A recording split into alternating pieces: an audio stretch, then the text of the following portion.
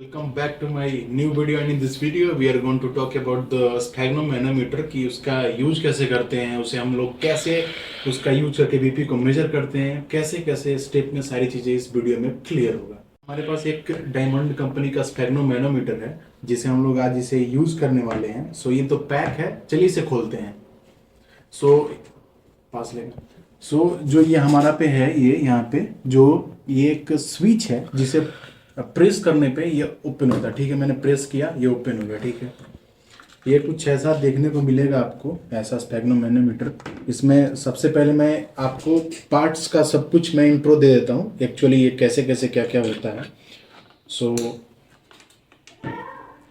हमारे पास यहाँ ये कफ है जो हम अपने ब्रेकियल, हमारे ये जो हाथ है फोआर्म, यहाँ पे हम लोग लगाते हैं। ठीक है, ये जो होता है ये कफ होता है। ठीक है, उसके बाद ये आप लोग देख रहे होंगे ये ट्यूब है। ठीक है, यहाँ से यहाँ तक जो भी है ये ट्यूब है। ठीक है, उसके बाद जो ये है ये एक रबड़ स्टोर है या फिर रबड़ वाल बोल सकते हैं। रबड़ जैसे कि नहीं होता, रबड़ बल्ब बोल सकते हैं इसको, रबड़ बल्ब। ये है, ये वाल्व है। ठीक है, इसे खोलने या फिर बंद करके हम लोग बीपी को लेते हैं या फिर गिराते हैं। ठीक है, मतलब यहाँ से स्केल को वो कंट्रोलर है। यहाँ पे ये जो है ये रिजर्वायर है। यहाँ पे जो मरकरी होती है यहाँ पे हम लोग स्टोर करके रखते हैं। ठीक है, अभी देखो ये एक अपना बॉक्स हो गया। ठीक है, बॉक्स के अंदर ये आपको स्केल दिख रहा होगा। यहाँ पे हमारा जो नीचे ये मरकरी है और ये जो स्केल है ये 280 mmHg तक यहाँ पर जो भी है स्केल है, ये सारी जो यूनिट है ये mmHg में हम लोग मेजर करते हैं, मिलीमीटर ऑफ मरकरी।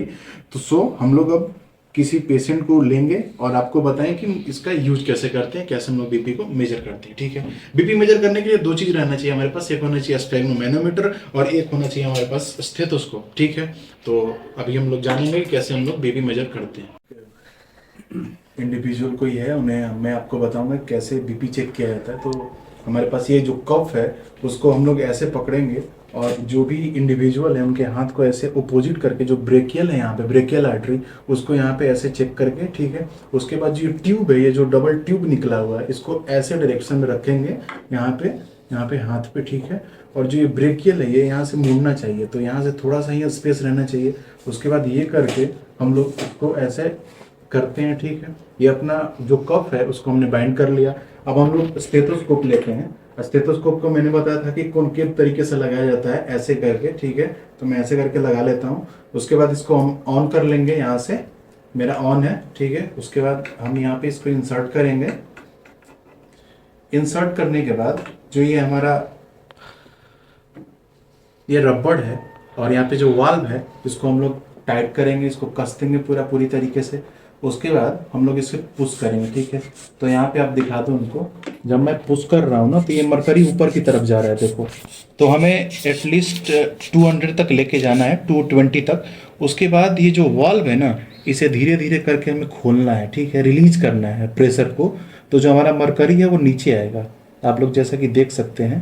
तो ये जो मरकरी जब नीचे आएगा तो आपको ये देखना है कि एक यहाँ पे ब्रूटियल साउंड आएगा। ठीक है, लब डब का। जो लब होगा वो पहले आएगा, डब होगा वो लास्ट में आएगा। तो जो लब देखना कैसे साउंड आएगा। ठीक है, मैं इसको नीचे लेके गया तो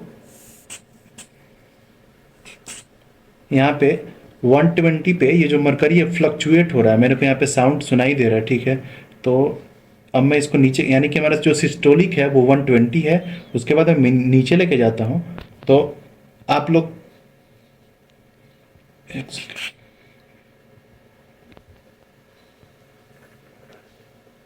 देख सकते हैं कि जो लास्ट है वो केवल 80 पे जो डायस्टोलिक है वहाँ पे वो लॉकड अप कर रहा है। ठीक है, तो जो हमारा बीपी है अभी 120/80 है। तो ऐसे ही बीपी चेक किया जाता है और फिर उसके बाद हम लोग यहाँ से रिलीज करके अपना स्टेथोस्कोप, ये अपना जो स्टेथोस्कोप है वो हटाएंगे। उसके बाद जो कफ है उसको खोल के और यहाँ से हम लोग प्रेशर रिलीज कर देंगे, इसको पूरे वाल्व को खोल के।